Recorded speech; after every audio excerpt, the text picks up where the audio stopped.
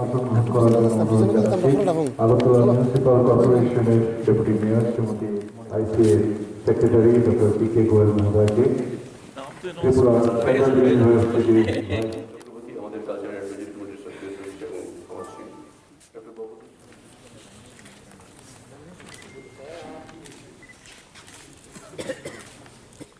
Pranab Sarkar, secretary outer press club, Sonik Debraj journalist, Shri Manik Deb writer, advocate Sandip Dutta Chowdhury, advocate Samrat Ghosh. আরও meeting করা উচিত আমাদের আপনাদের সবার কোপারেশন নিয়ে, কারণ আমাদের সময় কম। এই বছরে এই বইমেলার মুহূর্তে অনেকগুলো ইভেন্টস, সরকারের বড় বড় ইভেন্ট, আমাদের সেল যেটা হয়েছিল লাস্ট ইয়ারে 1,13 লাখ আমাদের লাস্ট ইয়ারে সেল হয়েছিল। এর আগের বছর যেটা হয়েছিল 2 বছর আমাদের মেলা কাপানি ইন্টারন্যাশনাল অ্যাকাউন্টে হয়।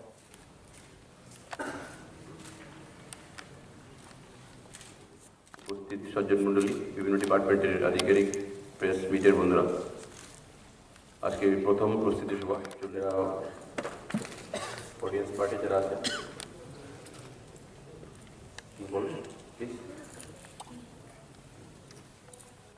আমার ডিপার্টমেন্টের সেক্রেটারি স্যার, আমাদের কালচারাল অনেকগুলি ইভেন্ট আছে। এই কারণেই এই ডিসেম্বরের মধ্যে বাকি আরও আমি এক্সপেক্ট করছি, স্যারের সঙ্গে কথা বলেছি যে আরও মিটিং আমরা করে নেব। বইমেলার একটা শিডিউল নির্ধারিত সময়, ওটা বরাবরই 12 দিনের বইমেলা আমরা করছি। গত বছর একটা মিসিলিনিয়াস ইস্যু ইত্যাদি থাকে বইমেলাতে, স্টল ব্র্যান্ড ইত্যাদি, এগুলো আলোচনা করা হবে। গত বছরের 29তম আগরতলা বইমেলার একটা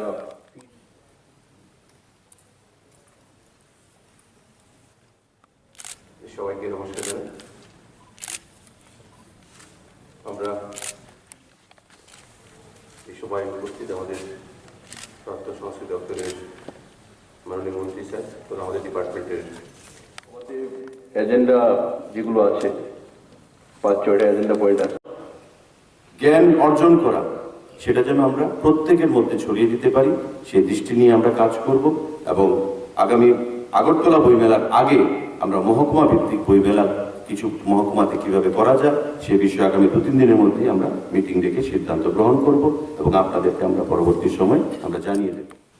টিআইডিসির চেয়ারম্যানের সঙ্গে আমার জাস্ট কথা হচ্ছিল, আপনারা যেটা দাবি রেখেছেন যে কোভিড প্যান্ডেমিক বিশ্ব মহামারী সারা বিশ্বে চলছে, এখনো কিন্তু আমরা তার থেকে বেরিয়ে আসতে পারি। আবার শোনা যাচ্ছে ফেব্রুয়ারি মার্চে ওমিক্রন আসবে। যেটাই হোক, সারা বিশ্বে যেমন অবস্থা, ভারতবর্ষ বা ত্রিপুরা রাজ্য তার বাইরে নয়। আমাদের তার মধ্য দিয়ে আমরা চলছি, তার মধ্য দিয়ে আমাদের চলতে হবে। আপনারা যে দাবি প্রথম বক্তা যেটা রেখেছেন যে আপনাদের বিভিন্ন চার্জগুলোকে এক্সাম্পট করে দেওয়ার জন্য, মাননীয় টিকুরাই সাহেবের সঙ্গে আমার ভার্বালি কথা হয়েছে, উনি এগ্রি করেছেন যে বিগত দিনের মতো এবারও উনি সেটা দেখবেন যাতে করে সেগুলোকে করা যায় কিনা। এবং আপনাদের প্রফিট, আমাদের উদ্দেশ্যটা হচ্ছে যে ব্যবসা আপনারা করছেন, যদিও আমাকে গোয়েল সাহেবের সঙ্গে কথার সঙ্গে আমি দেখছিলাম যে 1,12,00,000 টাকা বিজনেস হয়েছে, তার আগের বছরে 1,10,00,000 টাকা হয়েছে।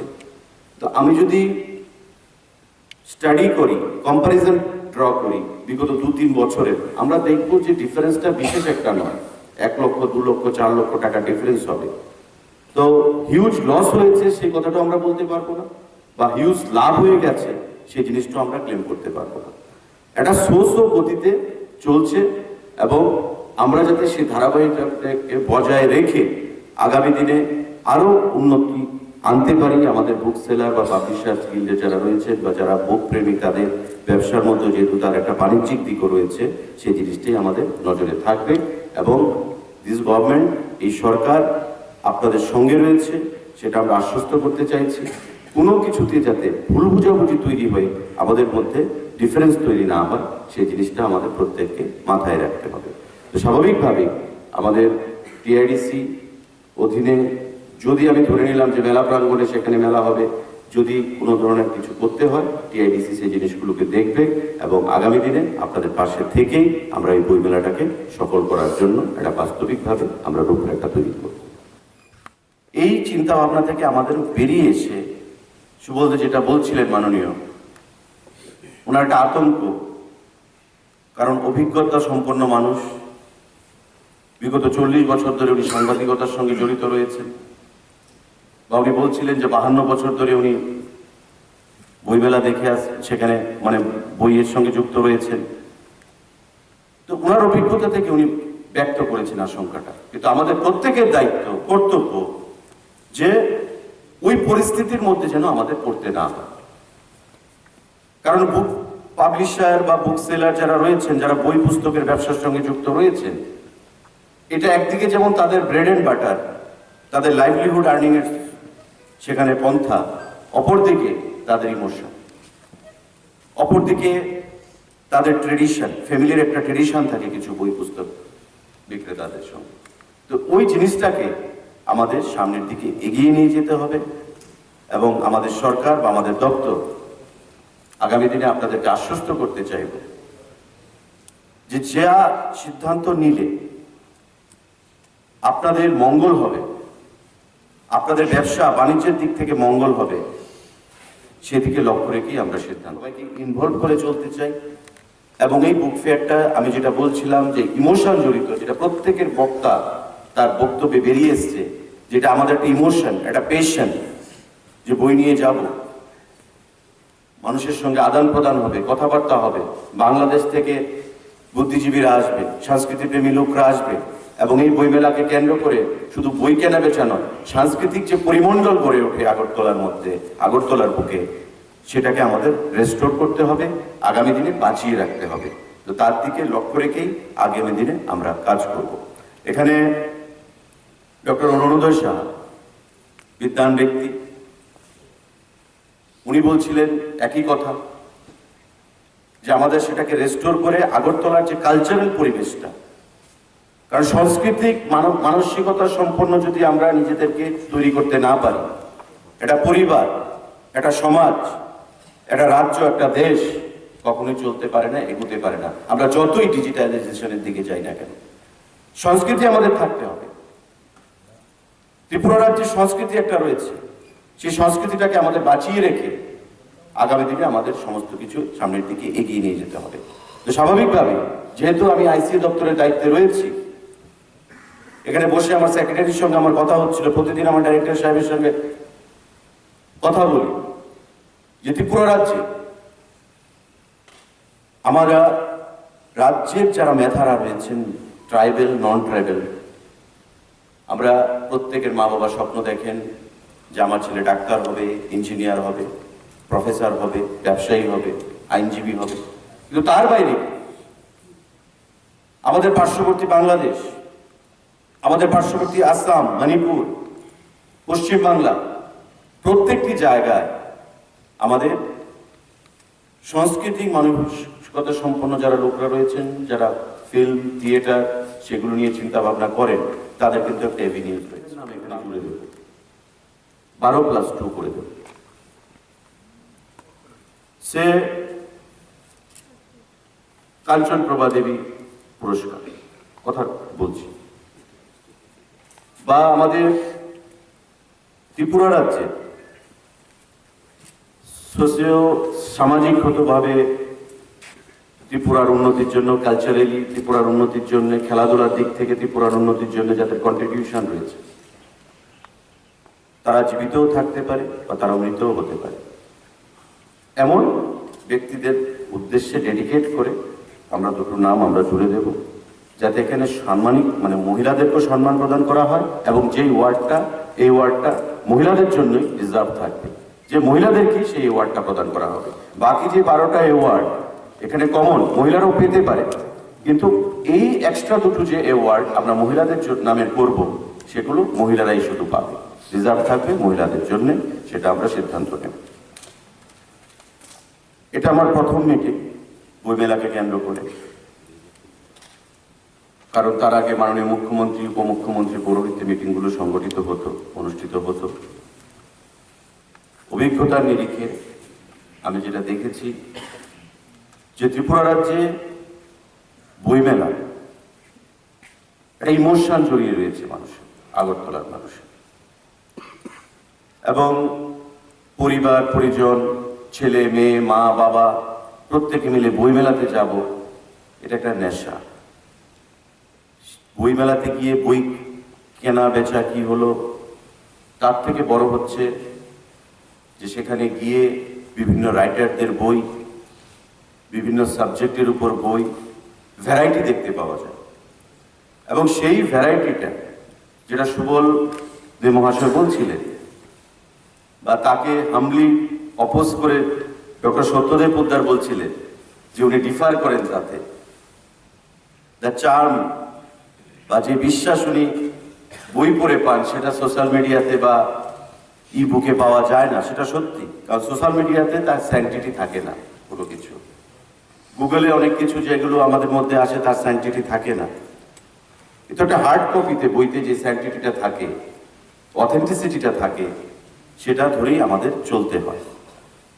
তো এই জিনিসটাকে আমাদের বাঁচিয়ে রাখতে হবে যে আগামী 5 বছর পরে, 10 বছর পরে বইমেলা হবে না, বুক সেলারদের কি হবে, পাবলিশার্সদের কি হবে। এই চিন্তা ভাবনা থেকে আমাদের বেরিয়ে এসে সুবলদা যেটা বলছিলেন মাননীয়, ওনার একটা আতঙ্ক, কারণ অভিজ্ঞতা সম্পন্ন মানুষ, বিগত 40 বছর ধরে উনি সাংবাদিকতার সঙ্গে জড়িত রয়েছেন, বা উনি বলছিলেন যে 52 বছর ধরে উনি বইমেলা দেখে সেখানে মানে বইয়ের সঙ্গে যুক্ত রয়েছেন।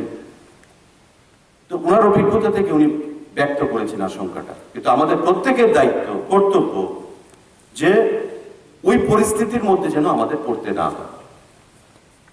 কারণ বুক পাবলিশার বা বুক সেলার যারা রয়েছেন, যারা বই পুস্তকের ব্যবসার সঙ্গে যুক্ত রয়েছেন, এটা একদিকে যেমন তাদের ব্রেড অ্যান্ড বাটার, তাদের লাইভলিহুড আর্নিং এর সেখানে পন্থা, অপরদিকে তাদের ইমোশন, অপরদিকে তাদের ট্রেডিশন, ফ্যামিলির একটা ট্রেডিশন থাকে কিছু বই পুস্তক বিক্রেতাদের সঙ্গে।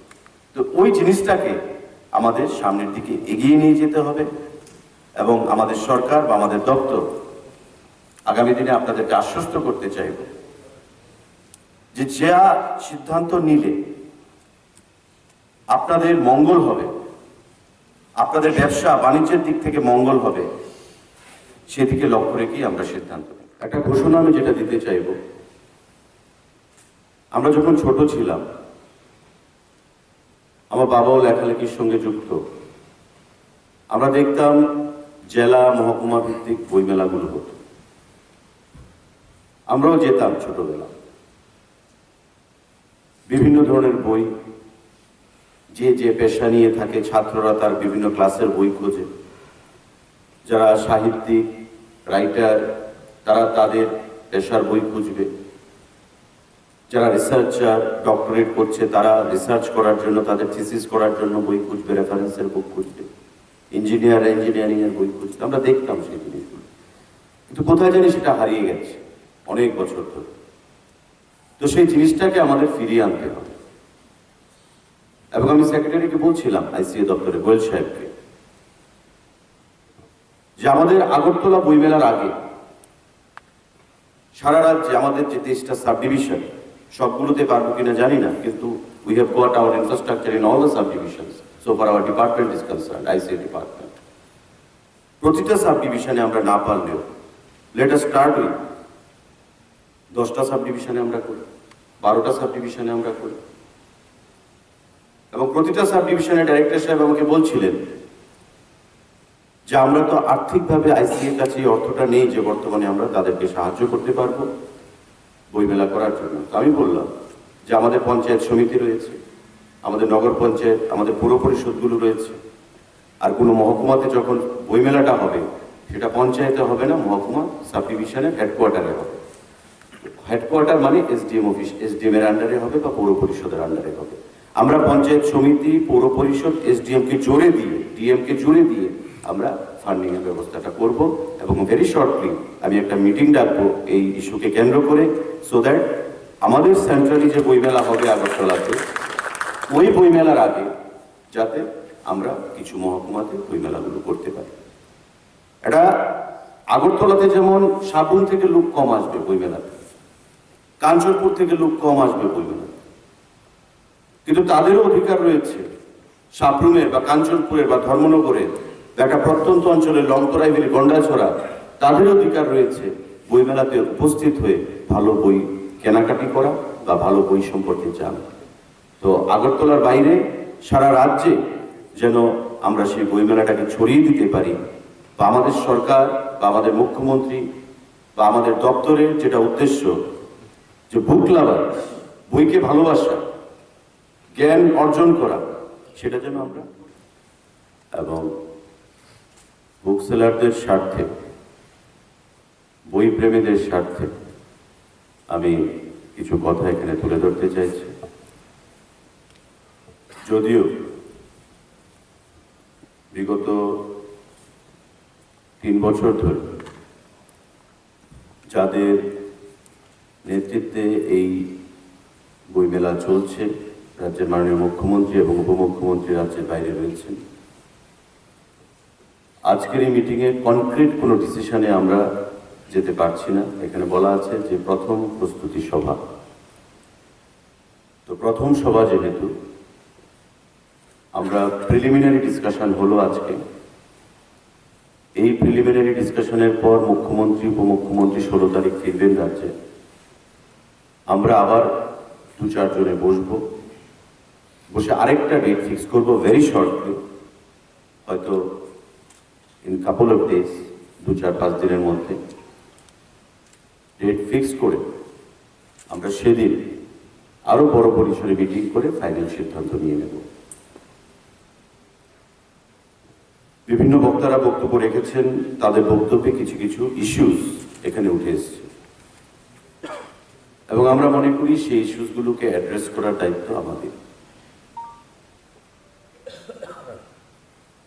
সবার শুরুতে আমি যেটা বলতে চাইছিলাম, আমার অফিসে গিল্ডের 2-3 জন প্রতিনিধিও গেছিলেন গত কয়েকদিন আগে, গিয়ে তারাও একটা দাবি পেশ করেছে যে আগরতলার বইমেলাটাকে, তার ঐতিহ্যটাকে ধরে রাখার জন্য বর্তমানে যে হাপানিয়া গ্রাউন্ডে রয়েছে তার থেকে যেন আগরতলার বুকে করা হয়, উমাকান্ত মাঠে, চিলড্রেন পার্কে বা আস্তাবল ময়দানে, বা সরকার যেখানে মনে করে সেটা যেন করা হয়। তো আমরা সে বিষয়ে এখনো কোনো সিদ্ধান্তে পৌঁছতে পারিনি, কারণ হাপানিয়া ইন্টারন্যাশনাল গ্রাউন্ডে চলছে, কারণ কোটি কোটি টাকা ব্যয় করে এই প্রাঙ্গণ করা হয়েছে মেলার জন্য। তো স্বাভাবিকভাবে বড় পরিসরে যেহেতু করা হয়েছে, তারও একটা এফেক্ট রয়েছে। যে কোনো জিনিসের পজিটিভ সাইড হোক নেগেটিভ সাইড হোক, দুটিই থাকে। কিন্তু রাজ্য সরকার যখন চিন্তা করবে, বিবেচনা করবে, বিশ্লেষণ করবে, কোনো সিদ্ধান্ত গ্রহণ করবে, সেটা তার লার্জার পার্সপেক্টিভের কথা চিন্তা করে সেটা নিতে হবে। তো সে বিষয়ে আমরা সিদ্ধান্ত নেব। মুখ্যমন্ত্রী উপমুখ্যমন্ত্রী রাজ্য থেকে বাইরে থেকে ফিরলে আমার ফোনে কথা হয়েছে, আমরা বসে সে ব্যাপারে